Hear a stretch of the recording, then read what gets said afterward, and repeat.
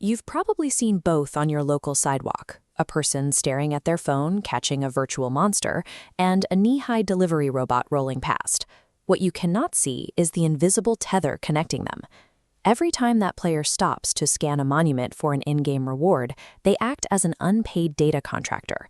They are physically building the exact digital map that the robot uses to navigate the physical world. To understand why a robot needs a gamer's help, we can look at this abstract map showing how machines normally find their way. Standard GPS relies on signals from space. In an open field, that works perfectly, but in a dense city, that signal shatters against steel and glass skyscrapers. The coordinates bounce around, creating location drift, a failure where a device thinks it is up to 50 meters away from its actual physical spot. For your phone's map app, being off by a few meters simply means you might walk the wrong way for a second. For a 100-pound delivery machine, it is catastrophic. These robots require centimeter-level accuracy to successfully thread the needle between a fire hydrant, a blind corner, and a sharp curb drop. A navigation algorithm can calculate the perfect route to a doorstep, but if the machine cannot establish its exact starting coordinates down to the inch, that perfect route is completely useless. The solution to this robotic blindness traces back to John Hanke. In the early 2000s, Hanke developed the geospatial visualization software that Google eventually purchased and transformed into Google Earth and Google Maps. Hanke's team successfully mapped the globe from space, and then mapped the roads using fleets of camera-equipped cars. But a vehicle can only go where there is asphalt. Satellites and street view cars cannot map the world from a pedestrian angle. They cannot roll through public parks, squeeze down narrow walking alleys, or map the exact height of a sidewalk ramp. To digitize those undrivable spaces, Hanke spun out a new company called Niantic. They launched a series of location-based mobile games, starting with Ingress, and eventually hitting a global peak with Pokémon GO and Pikmin Bloom. The gameplay required users to physically walk to real-world landmarks. Later updates introduced augmented reality scanning, offering players rare digital items in exchange for taking short videos of statues, murals, and park benches. Over 500 million players participated. Building a human-scale 3D map of the Earth's pedestrian paths using paid contractors would cost tens of billions of dollars. By disguising that data collection as a global scavenger hunt, Niantic built the necessary infrastructure for the cost of virtual rewards.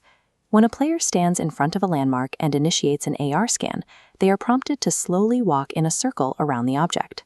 Over the course of 20 to 30 seconds, their phone camera captures hundreds of individual video frames from multiple angles. This physical action generates a dense, raw data payload. Along with the visual textures of the object, the phone's internal sensors record the exact depth relationships, the geometric structure of the environment, and the precise orientation of the camera in three-dimensional space.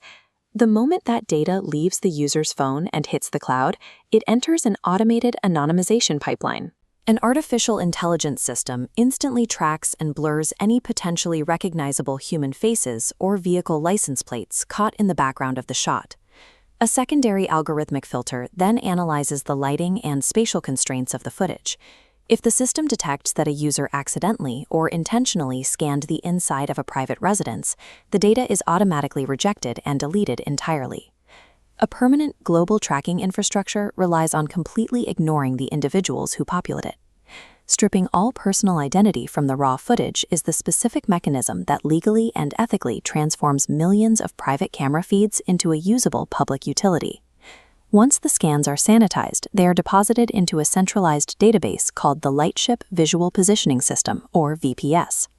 VPS is a cloud-based spatial mapping engine that calculates a device's exact location by comparing its camera feed against a pre-built 3D map. Inside the VPS, the architecture of the real world is reconstructed. As we see in this 3D visual space, the system takes millions of overlapping scans, shot by different players at different times of day and from entirely different angles, and computationally stitches them together into a single, cohesive geometric structure. What emerges is a continuously updating, centimeter-accurate global wireframe. As long as players keep hunting for rewards, the map automatically refines itself, tracking newly constructed buildings, moved park benches, and altered sidewalks. This is a one-to-one digital replica of physical reality, constructed exclusively from the perspective of human beings walking on the ground. That human perspective gives machines the exact context they need to survive the city. When a Coco delivery robot navigates a crowded downtown sidewalk and encounters a massive skyscraper, its standard GPS signal drops out entirely. The machine immediately pivots.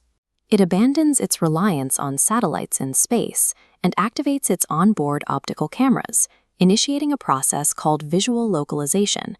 Visual localization is a technique where a device determines its precise location by analyzing visual landmarks in its immediate environment rather than relying on external signals. The robot takes the live video feed of the street corner it is currently staring at and instantly cross-references it against the millions of AR scans stored in the Niantic database. Within seconds, it finds a geometric match. Because the robot now accesses this crowdsourced visual memory, it instantly calculates its exact coordinates and its precise orientation. It can confidently assess the distance to a sharp curb drop, route around unmapped construction barriers, and safely thread its way through heavy foot traffic. A traditional autonomous system fails in these blind spots because it relies on top-down mathematics. This delivery robot succeeds because it recognizes the precise 3D geometry of the physical world exactly as a walking human would. The spatial infrastructure defining the future of autonomous machines was not engineered by expensive corporate mapping vans. It was built frame by frame, street by street, by millions of everyday people who just wanted to step outside and catch a virtual monster.